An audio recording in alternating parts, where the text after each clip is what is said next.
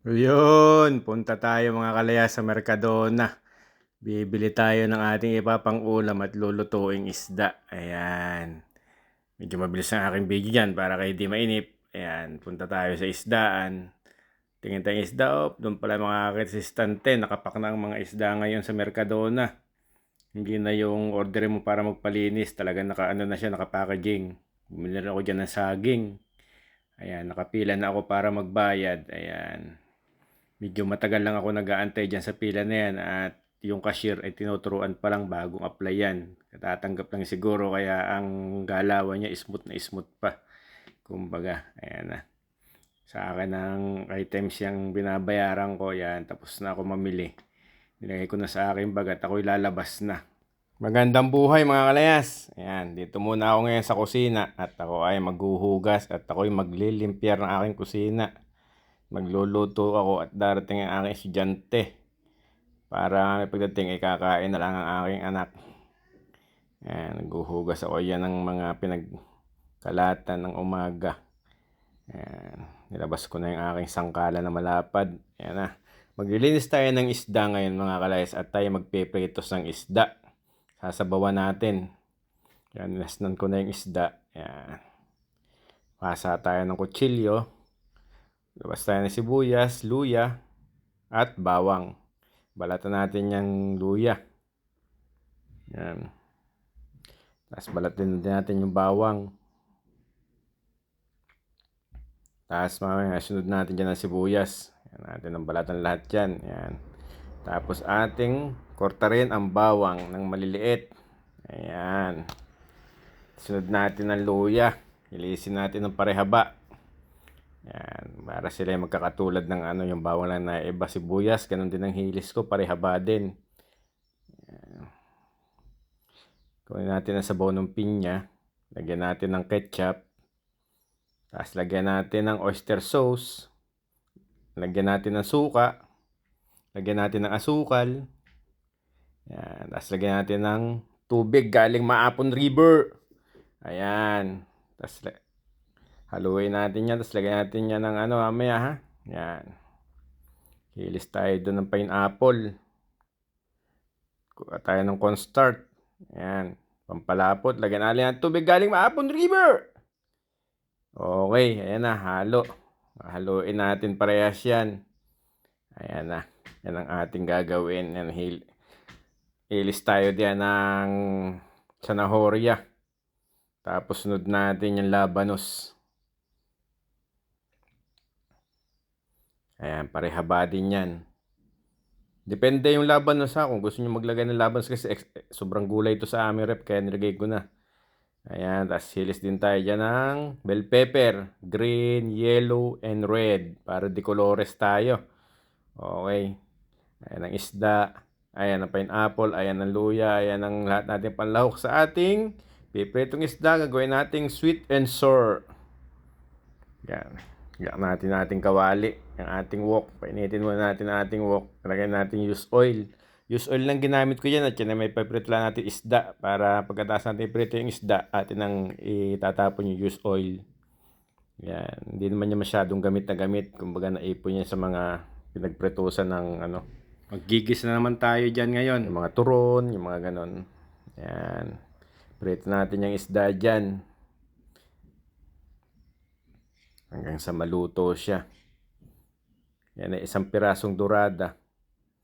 Okay. Medyo tama lang ang laki. Para sa 3 katao, para sa aming pamilya. Yan, isang pirasong isda. Yan.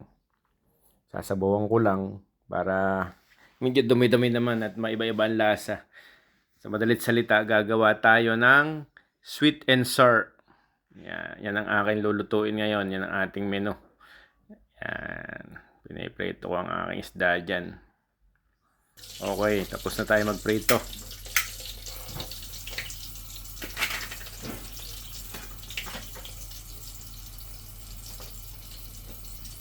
Lagyan natin ang bawang.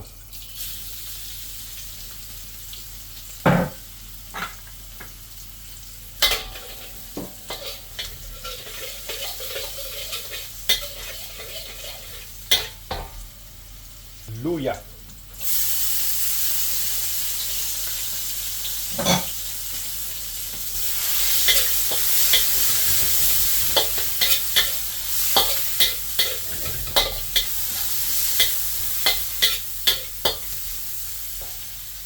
Sunod na natin ang sibuyas.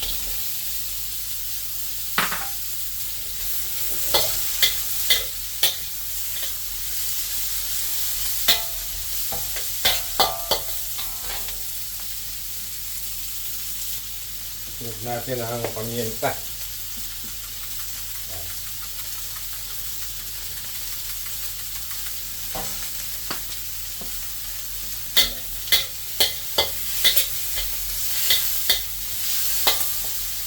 Lagyan na natin ang ating carrots at saka itong labanos.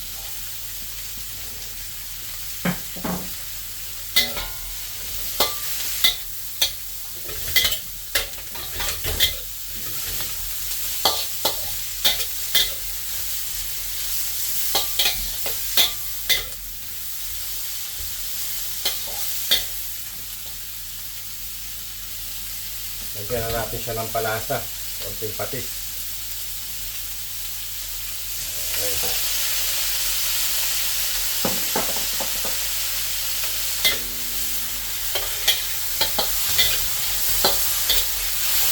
At lagyan na rin natin ang ating mga bell pepper. Ayan na.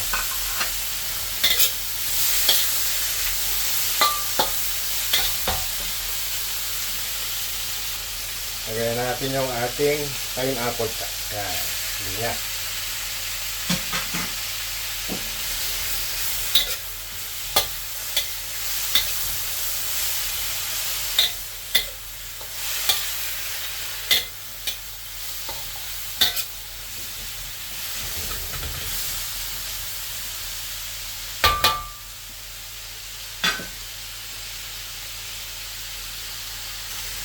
Lagyan natin yung ating pinakang sabaw. Ito yung pinagsawa-samang ketchup, oyster sauce, pineapple juice, asukar, tapos tubig. Yan, pinagsama-sama ko na dyan.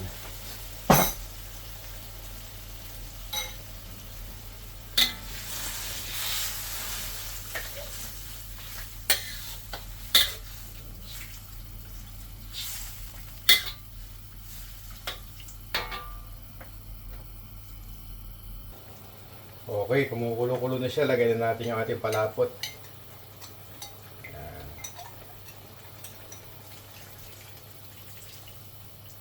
Dinamihan ko na ang ating sabaw at nag-request si Commander. Gusto doon niya may naisabaw. Ayan, ang ating sweet and sour.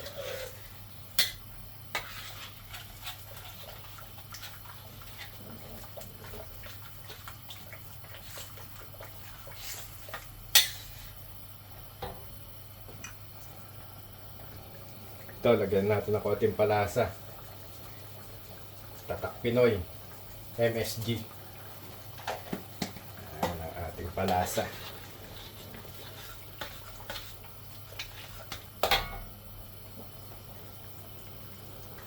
Okay, ngayon kumukulo na siya. Pwede natin ibuntog yung ating isda.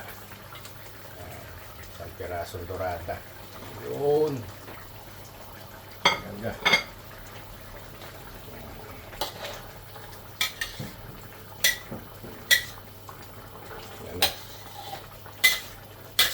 Na ang ating sweet and sour. Depende sa inyo ang inyong pagsasabaw ha. Kung marami o gusto nyo malapot. Ito gusto ni Mrs. marami sabaw eh.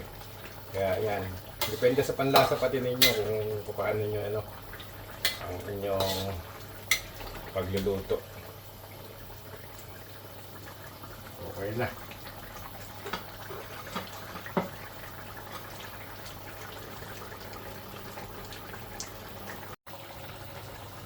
Ito na yung ating sweet and sour. Okay na to. Hoy, matatanggal lang ating isda. Ito na.